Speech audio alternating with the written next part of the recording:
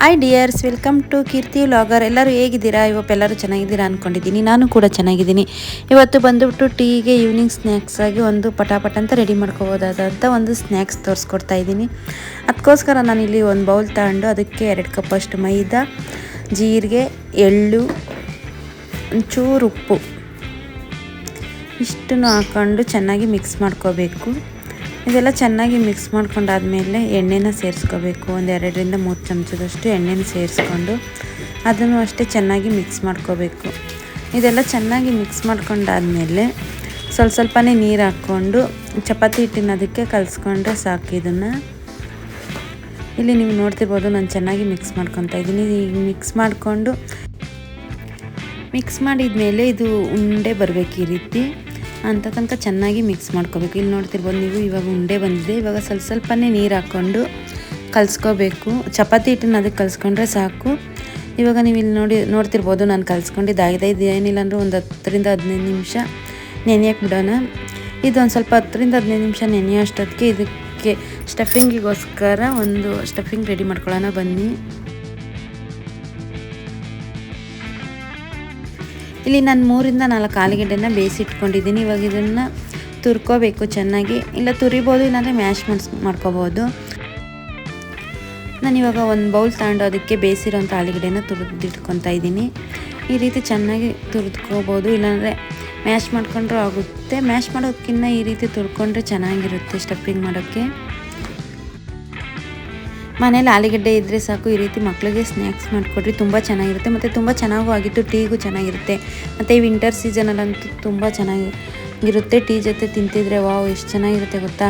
ನೀವು ಒಂದ್ಸತಿ ಇದನ್ನು ಟ್ರೈ ಮಾಡಿ ನೋಡಿ, ಹೇಗೆ ಬಂತಂತ ನನಗೆ ಕಮೆಂಟಲ್ಲಿ ತಿಳಿಸಿ. ಮತ್ತು ಯಾರೆಲ್ಲ ನಾನು ವಿಡಿಯೋ ನೋಡ್ತಿದ್ದೀರೋ, ಯಾರೆಲ್ಲ ಸಬ್ಸ್ಕ್ರೈಬ್ ಆಗಿಲ್ವೋ ಸಬ್ಸ್ಕ್ರೈಬ್ ಆಗಿ ಫುಲ್ ವಿಡಿಯೋ ನೋಡಿ ಸಪೋರ್ಟ್ ಮಾಡಿ.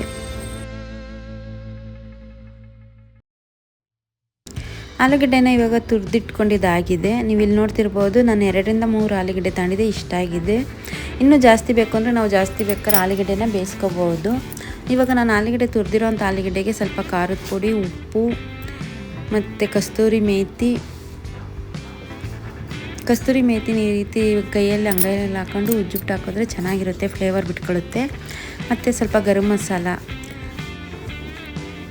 ನೀವು ಟೇಸ್ಟ್ ನೋಡಿಕೊಂಡು ಹಾಕೋಬೇಕು. ನಾನಿಲ್ಲಿ ಸ್ವಲ್ಪ ಆಲೂಗಡ್ಡೆ ತಗೊಂಡಿರೋದಕ್ಕೆ ಎಲ್ಲನೂ ಸ್ವಲ್ಪನೇ ಹಾಕಿದ್ದೀನಿ. ಇವಾಗ ಇದನ್ನೆಲ್ಲ ಚೆನ್ನಾಗಿ ಮಿಕ್ಸ್ ಮಾಡ್ಕೋಬೇಕು. ಎಲ್ಲ ಹೊಂದ್ಕೊಳ್ಳೋ ರೀತಿ ಚೆನ್ನಾಗಿ ಮಿಕ್ಸ್ ಮಾಡ್ಕೋಬೇಕು. ಆಲೂಗಡ್ಡೆಗೆ ಚೆನ್ನಾಗಿ ಹೊಂದ್ಕೋಬೇಕು. ನಾನಿಲ್ಲಿ ಆಲೂಗಡ್ಡೆ ಬೇಯಿಸ್ಬೇಕಾದ್ರೆ ಸ್ವಲ್ಪ ಉಪ್ಪು ಹಾಕಿದ್ದೆ, ಅದಕ್ಕೆ ನಾನಿಲ್ಲಿ ಸ್ವಲ್ಪನೇ ಉಪ್ಪು ಹಾಕಿದ್ದೀನಿ. ಆಲೂಗಡ್ಡೆ ಬೇಯಬೇಕಾದ್ರೆ ಉಪ್ಪು ಹಾಕಿರ್ತೀವಲ್ವ, ನೋಡಿ ಉಪ್ಪನ್ನ ಹಾಕ್ಕೋಬೇಕು. ಇವಾಗ ಸ್ವಲ್ಪ ಟರ್ಮರಿಕ್ ಅಂದರೆ ಅರಿಶಿನ ಪುಡಿನೂ ಸೇರಿಸ್ತಾ ಇದ್ದೀನಿ. ಅರಿಶಿನ ಪುಡಿ ಸೇರಿಸ್ಬಿಟ್ಟು ಚೆನ್ನಾಗಿ ಮಿಕ್ಸ್ ಮಾಡ್ಕೋಬೇಕು. ಈ ರೀತಿ ಎಲ್ಲ ಚೆನ್ನಾಗಿ ಮಿಕ್ಸ್ ಮಾಡ್ಕೊಂಡಾದ್ಮೇಲೆ ಇದಕ್ಕೆ ಕಾರ್ನ್ಫ್ಲೋರ್ ಇದ್ದರೆ ಒಂದು 2ರಿಂದ 3 ಚಮಚ ಕಾರ್ನ್ಫ್ಲೋರನ್ನ ಸೇರಿಸ್ಕೋಬೇಕು. ನಾನಿಲ್ಲಿ ಕಾರ್ನ್ಫ್ಲೋರನ್ನ ಸೇರಿಸ್ಕೊತಾ ಇದ್ದೀನಿ. ಕಾರ್ನ್ಫ್ಲೋರು ಸೇರಿಸ್ಕೊಂಡಾದ್ಮೇಲೆ ಚೆನ್ನಾಗಿ ಮಿಕ್ಸ್ ಮಾಡ್ಕೋಬೇಕು. ಕಾರ್ನ್ಫ್ಲೋರ್ ಇಲ್ಲ ಅಂದ್ರೂ ಬೇಕಾದ್ರೆ ನಾವು ಕಡಲೆ ಹಿಟ್ಟನ್ನ ಬೇಕಾದ್ರೂ ಸೇರಿಸ್ಕೋಬೋದು. ಇವಾಗ ಇದೆಲ್ಲ ಚೆನ್ನಾಗಿ ಮಿಕ್ಸ್ ಮಾಡ್ಕೊಂಡಿದ್ದಾಗಿದೆ.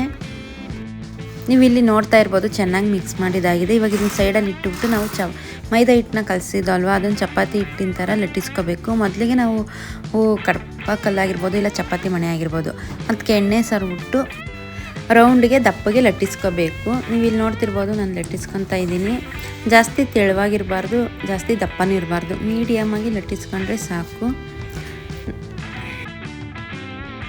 ನೀವು ಇಲ್ಲಿ ನೋಡ್ತಿರ್ಬೋದು, ರೌಂಡ್ಗೆ ಲಟ್ಟಿಸ್ಕೊಂಡಿದ್ದಾಗಿದೆ. ಈ ರೀತಿ ರೌಂಡ್ಗೆ ಲಟ್ಟಿಸ್ಕೊಂಡಾದ್ಮೇಲೆ ನಾವು ಆಲೂಗೆಡ್ಡೆಂದು ಸ್ಟಫಿಂಗ್ ರೆಡಿ ಮಾಡ್ಕೊಂಡಿದ್ದಲ್ವ, ಅದನ್ನು ಇವಾಗ ಸ್ಪ್ರೆಡ್ ಮಾಡ್ಕೋಬೇಕು. ಅದಕ್ಕೋಸ್ಕರ ನಾನಿಲ್ಲಿ ಚಿಕ್ಕದೊಂದು ಬಟ್ಲು ಮಧ್ಯದಲ್ಲಿ ಇಟ್ಟುಬಿಟ್ಟು ಆಲೂಗೆಡ್ಡೆದು ರೆಡಿ ಮಾಡ್ಕೊಂಡಿರೋವಂಥ ಸ್ಟಫಿಂಗ್ನ ಸುತ್ತಲೂ ಸ್ಪ್ರೆಡ್ ಮಾಡ್ಕೊತಾ ಇದ್ದೀನಿ. ಸುತ್ತಲೂ ಸ್ಪ್ರೆಡ್ ಮಾಡ್ಕೊಂಡಾದ್ಮೇಲೆ ಆ ಚಿಕ್ಕ ಬಟ್ಲನ್ನ ತೆಗೆದುಬಿಟ್ಟು ಪಿಜ್ಜಾ ಕಟ್ಟರಿಂದ ಆಗಿರ್ಬೋದು, ಇಲ್ಲ ಚಾಕುಯಿಂದ ಆಗಿರ್ಬೋದು, ಈ ರೀತಿ ಕಟ್ ಮಾಡ್ಕೋಬೇಕು. ಉದ್ದಕ್ಕೆ ಕಟ್ ಮಾಡ್ಕೋಬೇಕು ಈ ರೀತಿ. ಇವಾಗ ಇದೆಲ್ಲ ಕಟ್ ಮಾಡ್ಕೊಂಡಿದ್ದಾದಮೇಲೆ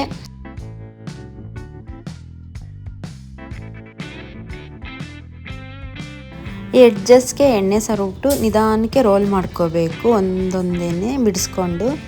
ಇವಾಗ ನೀವು ಇಲ್ಲಿ ನೋಡ್ತಿರ್ಬೋದು, ನಾನು ಯಾವ ರೀತಿ ರೋಲ್ ಮಾಡ್ಕೊತಾ ಇದ್ದೀನಿ ಅಂತ. ಈ ರೀತಿ ರೋಲ್ ಮಾಡಿಕೊಂಡು ಎಲ್ಲ ರೆಡಿ ಮಾಡ್ಕೋಬೇಕು. ಇದೆಲ್ಲ ನಾವು ರೋಲ್ ಮಾಡ್ಕೊಳ್ಳೋ ಅಷ್ಟೊತ್ತಿಗೆ ಎಣ್ಣೆ ಕಾಯಕ್ಕೆ ಇಡಬೇಕು. ಇದನ್ನು ಎಲ್ಲ ರೋಲ್ ಮಾಡ್ಕೊಳ್ಳೋ ಅಷ್ಟೊತ್ತಿಗೆ ಎಣ್ಣೆ ಕಾಯುತ್ತೆ.